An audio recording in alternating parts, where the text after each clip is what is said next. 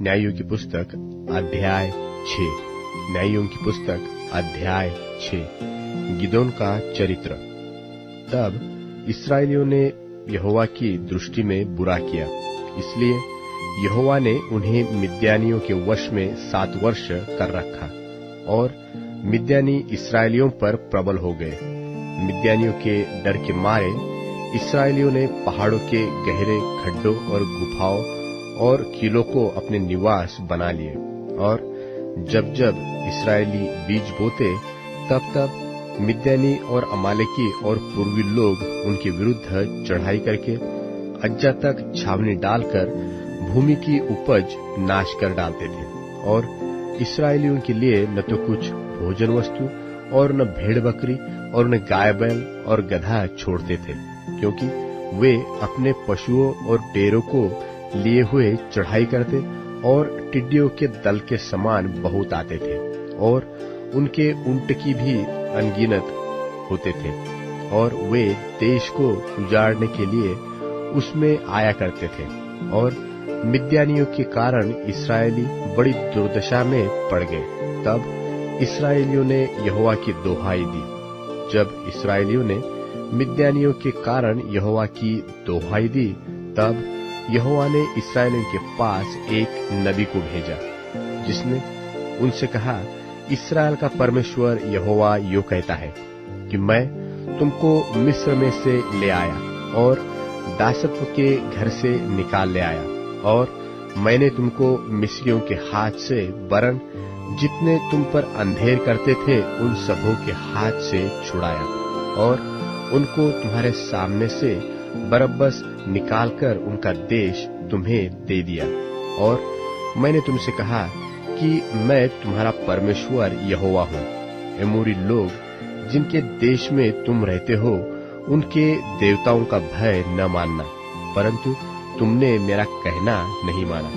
फिर यहोवा का दूत आकर उस बांज वृक्ष के तले बैठ गया, जो ओपरा में अबीएजेर की योआश का था, और उसका पुत्र गिदोन एक दाखरस के कुंड में गेहूं इसलिए झाड़ रहा था कि उसे मिद्यानियों से छिपा रखे। उसको यहोवा के दूत ने दर्शन देकर कहा, हे शूरवीर सुरमा, यहोवा तेरे संग है। गिदोन ने उससे कहा, हे मेरे प्रभु, विनती सुन, यदि यहोवा हमारे संग होता तो हम पर यह सब विपत्ति क्यों पड़ती? और जितने आश्चर्य कर्मों का वर्णन हमारे पुरखा यह कहकर करते थे कि क्या यहोवा हमको मिस्र से छुड़ा नहीं लाया, वे कहाँ रहे? अब तो यहोवा ने हमको त्याग दिया और मिद्यानियों के हाथ कर दिया है। तब यहोवा ने उस पर दृष्टि करके कहा, अपनी इसी इच्छा शक्ति पर जा, और तू इस्राएलियों को मिद्यानियों के हाथ से छुड़ाएगा। क्या मैंने तुझे नहीं भेजा? उसने कहा, हे मेरे प्रभु, विनती सुन, मैं इस्राएल को क्यों कर छुड़ाऊं? देख, मेरा कुल मनुष्य में सबसे कंगाल है, फिर मैं अपने पिता के घराने में सबसे छोटा हूँ। यहोवा ने उससे कहा, निश्चय मैं तेरे संग रहूंगा, सो तू मिद्यानियों को ऐसा मार लेगा जैसा एक मनुष्य को।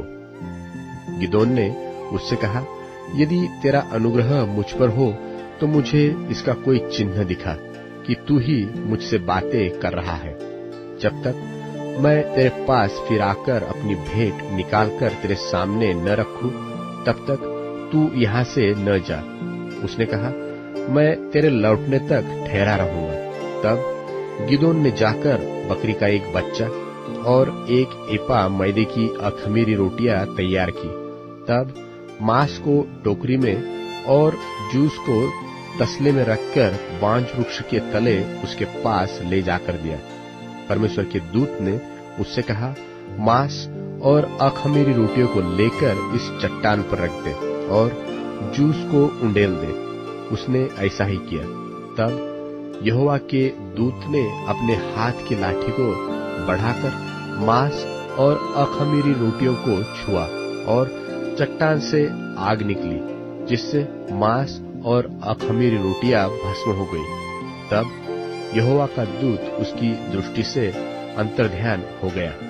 जब गिदोन ने जान लिया कि वह यहोवा का दूत था, तब गिदोन कहने लगा, हाय प्रभु यहोवा, मैंने तो यहोवा के दूत को साक्षात देखा है। यहोवा ने उससे कहा, तुझे शांति मिले, मत डर, तू न मरेगा। तब गिदोन ने वहां यहोवा की एक वेदी बनाकर उसका नाम यहोवा शालोम रखा। वह आज के दिन तक अबीएजेरियों के ओप्रा में बनी है। फिर उसी रात को यहोवा ने गिदोन से कहा, अपने पिता का जवान बैल अर्थात दूसरा 7 वर्ष का बैल ले और बाल की जो वेदी तेरे पिता की है उसे गिरा दे, और जो अशेरा देवी उसके पास है उसे काट डाल, और उस दृढ़ स्थान की चोटी पर ठहराई हुई रीति से अपने परमेश्वर यहोवा की एक वेदी बना। तब उस दूसरे बैल को ले और उस अशेरा की लकड़ी जो तू काट डालेगा जलाकर होम बलि चढ़ा। तब गिदोन ने अपने संग 10 दासों को लेकर यहोवा के वचन के अनुसार किया, परंतु अपने पिता के घराने और नगर के लोगों के डर के मारे वह काम दिनों को न कर सका, इसलिए रात में किया। बिहान को नगर के लोग सवेरे उठकर क्या देखते हैं कि बाल की वेदी गिरी पड़ी है और उसके पास की अशेरा कटी पड़ी है और दूसरा बैल बनाई हुई वेदी पर चढ़ाया हुआ है। तब वे आपस में कहने लगे, यह काम किसने किया है? और पूछपाछ और ढूंढान करके वे कहने लगे कि यह योआश के पुत्र गिदोन का काम है। तब नगर के मनुष्यों ने योआश से कहा, अपने पुत्र को बाहर ले आ कि मार डाला जाए, क्योंकि उसने बाल की वेदी को गिरा दिया है और उसके पास की अशेरा को भी काट डाला है। योआश ने उन सबों से जो उसके सामने खड़े हुए थे कहा, क्या तुम बाल के लिए वाद विवाद करोगे?